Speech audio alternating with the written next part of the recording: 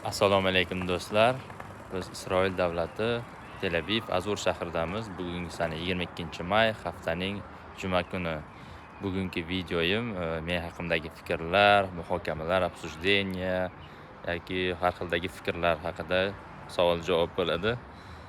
Ko'p savollardan bittasi meni yahudiy deyishdi, sotqin deyishdi, har xil gap-so'zlar qilishdi. Xo'p, ularga javobim men hech qanaqa bir sotqin nima emasman.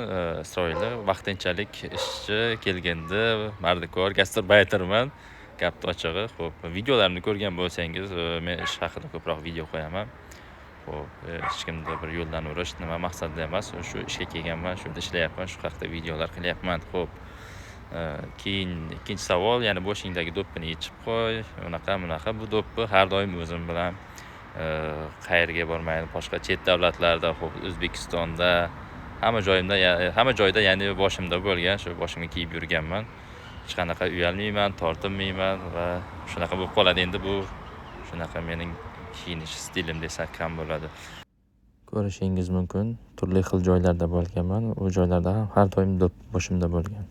O'shaning uchun har doim do'ppi men bilan. O'zbek do'ppini kiyib yurishimga endi qanaqa desam ekan, O'zbekistonda tug'ildik, O'zbekistonda katta bo'ldik, O'zbekistonda o'qidik, shu yoqda xizmatdoshlar, kursdoshlar, sinfdoshlar deganda oshna o'rtoq, mahalla-ko'y hammasi o'sha yoqda.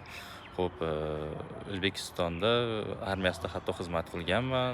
2018-2019-yillar 1 yil 2 oy davomida O'zbekiston qurolli kuchlarida xizmat qilganman. Hozir rasmini ham qo'yib ketaman.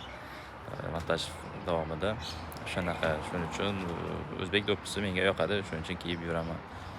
Armiyada qasamyod qildik. Vaholanki meni sotqinga chiqarishyapsizlar, boshqa qilyapsizlar. Men haqimda bilmaysiz, nima qilmaysiz. Har xil fikrlar bildiryapsizlar. Men bu yerda oddiy vaqtinchalik ishchiman. Yana men o'z yurtimga qaytaman-da, bu yerda vaqtinchalikman demoqchiman. Menga ko'pchilikda qiziqtirgan savol, ya'ni Isroil davlatida boshqa millat, boshqa din vakillariga qanaqa munosabat, qanaqa kayfiyat, qanaqa fikrlar borligi. Isroil davlati demokratik davlat bo'lib, har kim o'zining millati, dinidan kelib chiqishidan qat'iy o'laroq hamma teng, hamma bir xil. Bu yerdagi mahalla-ko'y insonlar hamma ham shu nimaga tartibga rioya qilishadi. Hech kim bilan hech kimda ishi yo'q. Har kim o'z yo'lida shunaqa ketaverishadi. Vaholanki har kim o'z ishi, o'zini vazifasi bilan band. Bunaqa qilib aytganda, bu yer demokratik davlat bo'lgani uchun xalq ham o'sha qoidalarga, o'sha tuzumga rioya qilishadi.